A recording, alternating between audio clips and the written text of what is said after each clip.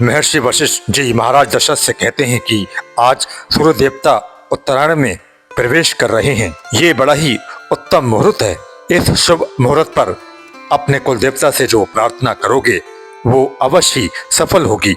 राजा दशरथ कहते हैं, गुरुदेव आपके आशीर्वाद से अपार वैभव, सुख, समृद्धि, कीर्ति सब कुछ है, परंतु एक ही कमी है जो हमें व्याकुल किए रहती है। जिस सूर्य वंश में महाराज इक्ष्वाकु, भगीरथ, रघु, हरिश्चंद्र जैसे प्रतापी यशस्वी राजा हुए हैं, क्या वो रघुकुल दशरथ के साथ ही समाप्त हो जाएगा? क्या हमारे बाद पितरों को पानी देने वाला कोई न होगा? महर्षि वशिष्ठ कुल देवता सूर्य भगवान से हमारी यही प्रार्थना है, यही पुकार है, सूर्य वंश का सूर्य दशरथ के साथ ही अस्त न हो जाए। कौशल्या कहती हैं, आप तो जानते हैं गुरुदेव, कोई माँ कहने वाला ना हो तो इससे अपने आप को पूर्ण नहीं समझते हैं। कैकेयी कहती हैं, एक माँ के हृदय का आंगन जब तक सूना रहेगा गुरुदेव, तब तक संसार के सारे सुख, वैभव, महलों में खालीपन को कभी नहीं भर सकते। सुमित्रा वशिष्ठ जी से कहती हैं, आप तो त्रिकालदर्शी हैं गुरुदेव,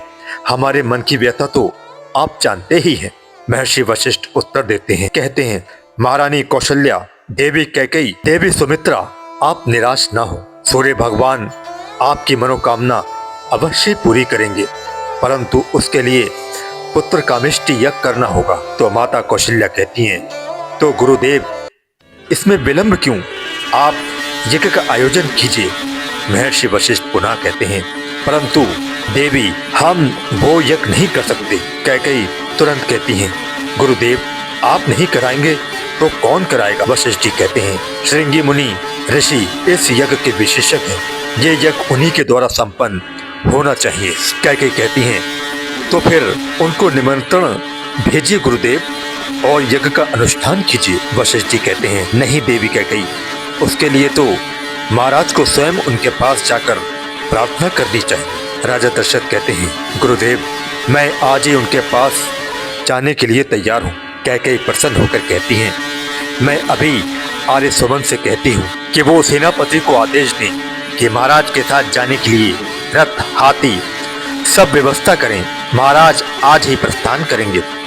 वशिष्ठ जी कहते हैं, महाराज को हाथी, घोड़े और सेना की आवश्यकता नहीं है, महाराज एक योगी के पास कुछ मांगने जा रहे हैं, अपना पराक्रम दिखाने नहीं जा रहे हैं। वशिष्ठ जी पुनः कहते हैं, भिक्षा हमेशा झोली में डाली जाती है, एक महात्मा के पास अपना वैभव दिखाने जाओगे तो सोने चांदी की चमक दमक और अहंकार ही लेकर वापस आओगे।